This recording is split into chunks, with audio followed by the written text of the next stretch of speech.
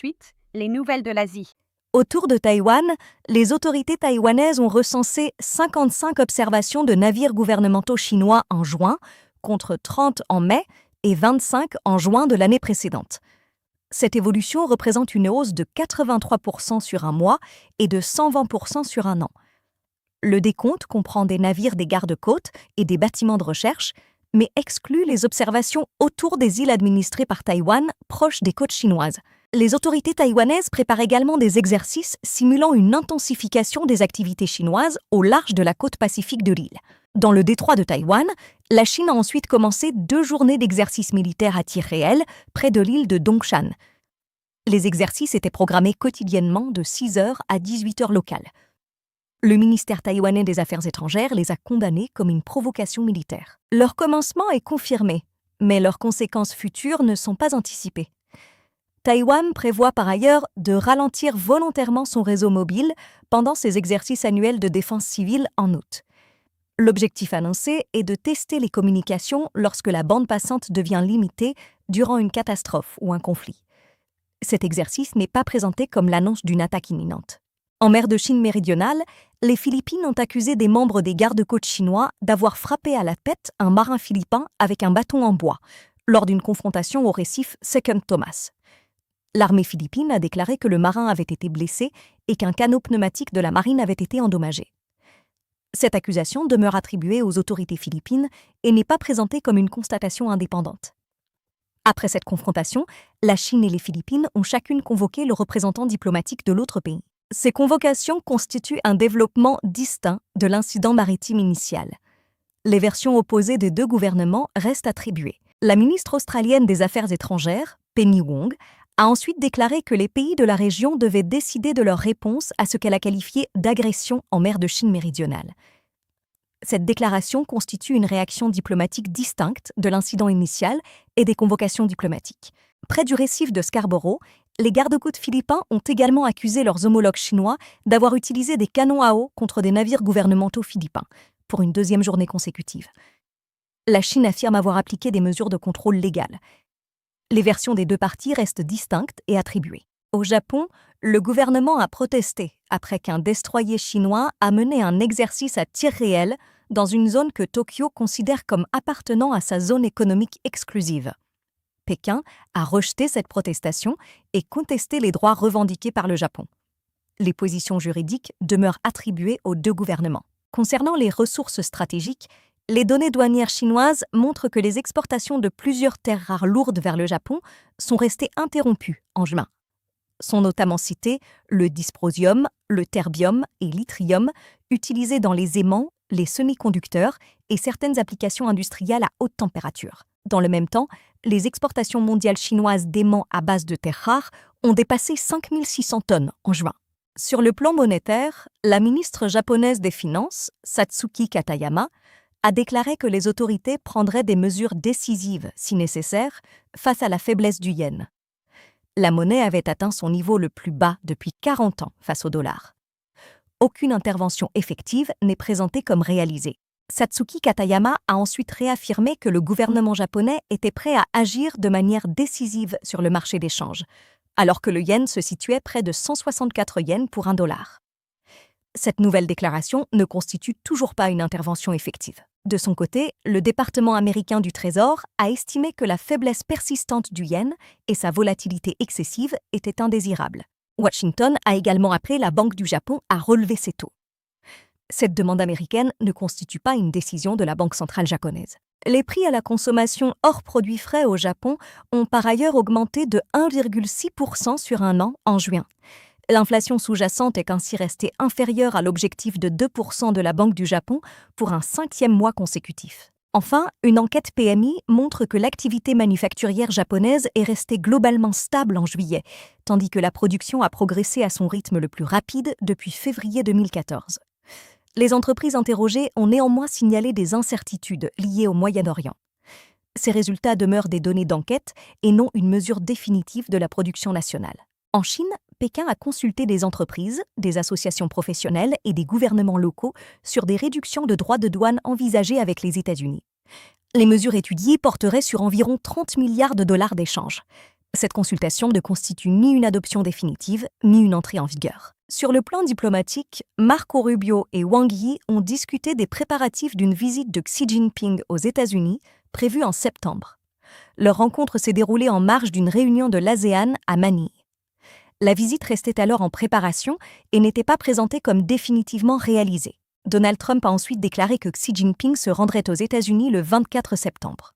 Par ailleurs, Wang Yi a déclaré devant une délégation de parlementaires européens que la Chine et l'Union européenne devaient favoriser un équilibre commercial bilatéral dynamique sur le long terme. Aucun nouvel accord commercial n'est présenté comme conclu. Le ministre chinois des Affaires étrangères a également appelé à approfondir la coopération sécuritaire lors de rencontres séparées avec ses homologues biélorusses et ouzbeks. Aucun accord militaire précis n'est présenté comme signé.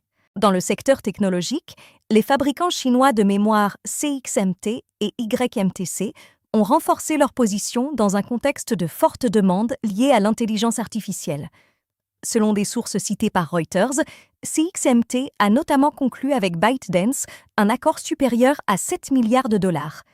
Les informations contractuelles demeurent attribuées aux sources citées. En Inde, au moins 25 personnes sont mortes après des pluies torrentielles, des inondations et des glissements de terrain dans le nord et le nord-est du pays. Au moins 15 décès ont été signalés dans les districts de Poonch, Rajouri et Doda, au Cachemire administré par l'Inde. 9 autres personnes ont été déclarées mortes dans l'état du Nagaland.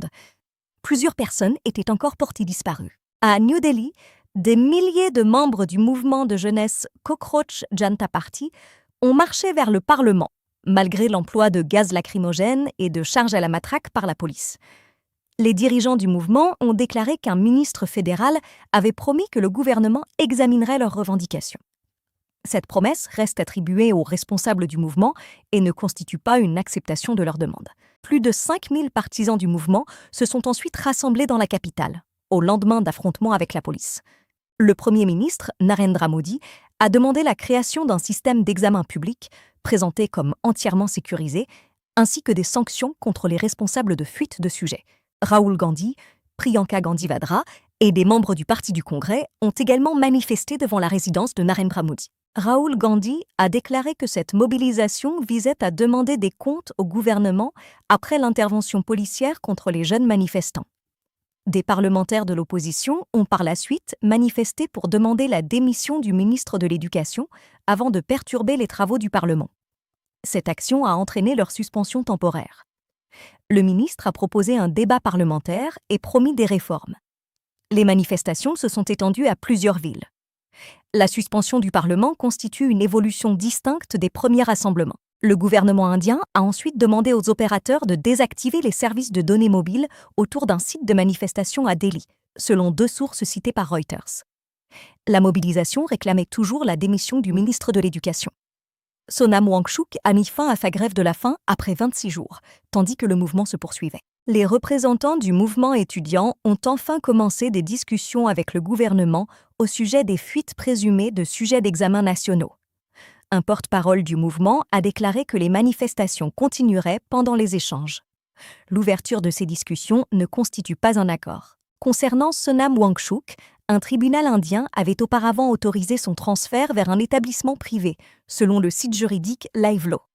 Cette attribution est conservée sans conclusion supplémentaire sur les autres griefs formulés par sa famille. Sur le plan commercial, un responsable américain a déclaré qu'un accord avec l'Inde pourrait être signé dans un délai de 3 à 4 mois. Aucun accord n'est présenté comme signé et son contenu n'est pas considéré comme définitivement arrêté. Dans le secteur technologique, HCL Tech a annoncé un investissement de 142 570 millions de roupies, soit environ 1,48 milliard de dollars, afin de construire en Odisha un centre de données consacré à l'intelligence artificielle. Le groupe prévoit également un pôle technologique de 5000 places à Bhubaneswar. Les échéances de construction demeurent des objectifs annoncés. L'indice PMI Composite montre par ailleurs que la croissance du secteur privé indien a ralenti en juillet, à son rythme le plus faible depuis plus de 4 ans. Le ralentissement des services a pesé sur l'activité globale. Ce résultat d'enquête n'est pas transformé en prévision de croissance annuelle. En Chine, 34 personnes étaient portées disparues depuis 3 jours après un glissement de terrain dans le sud-ouest du pays. Les secours ont utilisé des explosifs pour dégager de lourds blocs rocheux, empêchant l'accès à la zone. Ces personnes restent officiellement portées disparues. et ne sont pas présentés comme décédés. En Corée du Sud, un incendie dans un centre logistique de Kupang, desservant la région métropolitaine de Séoul, se poursuivait depuis plus de 52 heures. Les autorités ont ordonné l'évacuation d'entreprises et d'usines voisines en raison du risque d'effondrement de certaines parties du bâtiment. Le gouvernement sud-coréen a également annoncé une réorientation de sa politique envers la Corée du Nord autour d'un principe de paix d'abord. Séoul maintient son objectif de dénucléarisation de la péninsule. Cette orientation n'est pas présentée comme ayant déjà entraîné une reprise du dialogue avec Pyongyang. Aux Philippines, le président Ferdinand Marcos Jr. a nommé Antonio Navarrete à la tête des forces armées. Il succède à Romeo Bronner, arrivé au terme de son mandat de 3 ans. Concernant le Myanmar, la ministre philippine des Affaires étrangères a déclaré que le retour des dirigeants birmans aux réunions de haut niveau de l'ASEAN restait encore très éloigné. Aucune modification formelle des règles de participation du bloc n'est présentée comme adoptée. Au Pakistan, S&P Global Ratings a relevé la note souveraine du pays à B. L'agence a invoqué une plus grande stabilité institutionnelle et les progrès accomplis dans les réformes soutenues par le Fonds monétaire international. Ces motifs demeurent attribués à S&P. En Indonésie, la Banque centrale a maintenu son taux directeur à 5,75% après 2 hausses consécutives.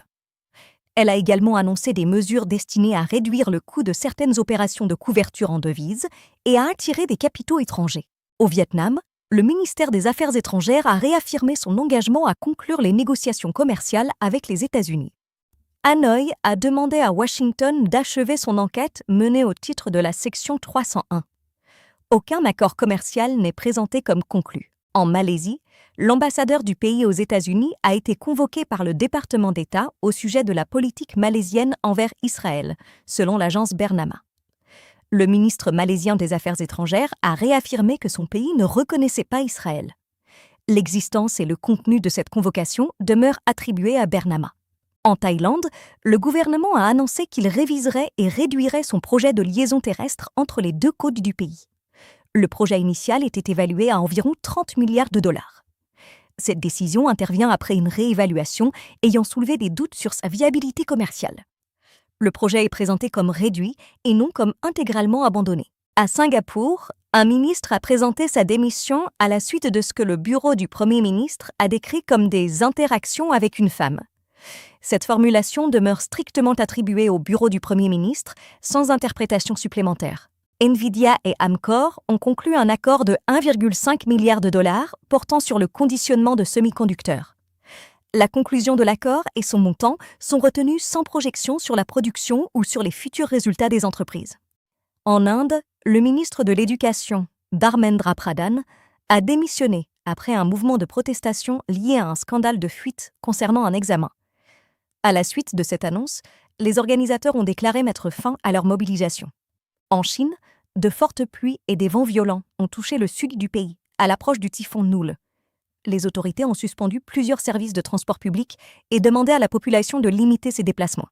Toujours en Chine, 5 personnes ont été tuées et 3 autres blessées après l'effondrement d'un terrain de l'OS sur une habitation dans la province du Shenxi. Les autorités locales ont ouvert une enquête sur les circonstances de l'accident. Par ailleurs, le typhon Noul a touché terre dans la province du Guangdong. Plus de 700 000 personnes ont été évacuées. Les autorités ont également émis une alerte rouge face au risque de crues soudaines, d'inondations et de glissements de terrain. Enfin, en Inde, le Premier ministre Narendra Modi a annoncé la création d'un groupe chargé de réformer le système national des examens, après les manifestations provoquées par des fuites de sujets. Il a également annoncé la préparation d'un projet de loi destiné à prévenir ces fuites et à renforcer les sanctions.